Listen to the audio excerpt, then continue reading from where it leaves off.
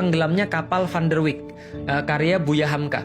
Nah, maka di situ Buya Hamka menulis satu quotes yang saya ingat banget dari SMP sampai dengan sekarang. Dari sebelum saya masuk Islam sampai dengan sekarang, dan saya baru ngerti apa maksudnya setelah saya ngaji tentang Islam.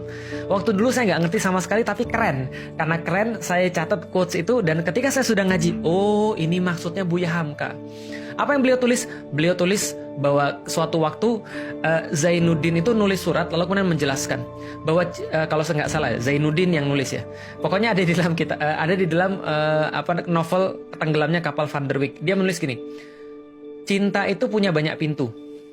Ada banyak pintu, ada pintu sayang, ada pintu cinta dan segala macamnya. Tapi beliau katakan, cinta itu punya banyak pintu, dan pintu yang terbaik adalah lewat rasa kasihan. Saya lalu mikir, maksudnya apa itu rasa kasihan?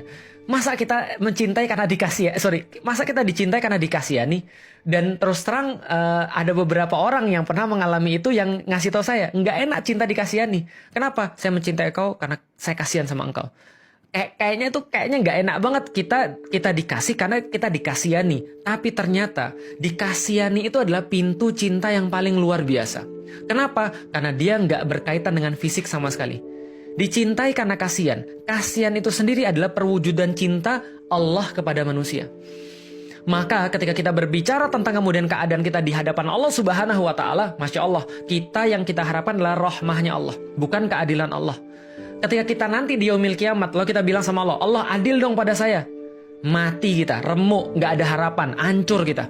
Lah kenapa? Allah bilang, kamu mau adil nih, serius nih. Wah, mati kita. Lah kenapa mati? Karena kalau Allah adil pada kita, habis kita. Setiap perbuatan kita, amal-amal kita, Allah adil. Setiap kebaikan satu dibalas 10 taruhlah. Atau setiap kebaikan dihitung. Tapi kan belum tentu hidup kita tuh kemudian semua perbuatan-perbuatan kita perbuatan-perbuatan kita tuh sempurna. Sholat subuh tadi aja, wudhu kita emang kita jamin bahwa wudhu kita benar?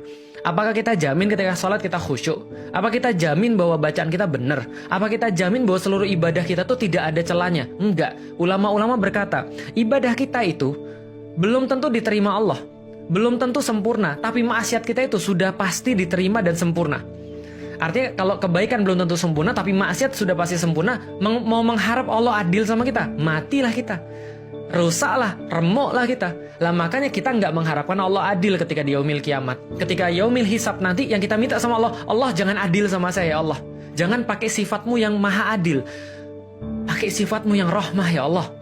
Pakai sifatnya yang Bismillahirrahmanirrahim. Maka Allah mensifati dirinya dengan dua kalimat yang sangat keren, Ar-Rahman, Ar-Rahim, yang pengasih sebesar-besarnya dan pengasih yang sepanjang-panjangnya. Masya Allah. Maka itu adalah rahmah.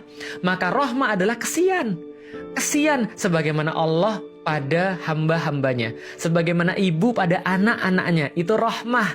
Maka seorang ibu yang hanya bisa ketika robek dagingnya, ketika kemudian mengucur deras darahnya, ketika hampir retak tulang-tulangnya, ketika berteriak dia ketika antum lahir dia tersenyum, dia menangis bahagia, dia susuin antum, lalu kemudian dia merasa senang sekali, seolah-olah gak ada yang lebih senang daripada dia di dunia ini.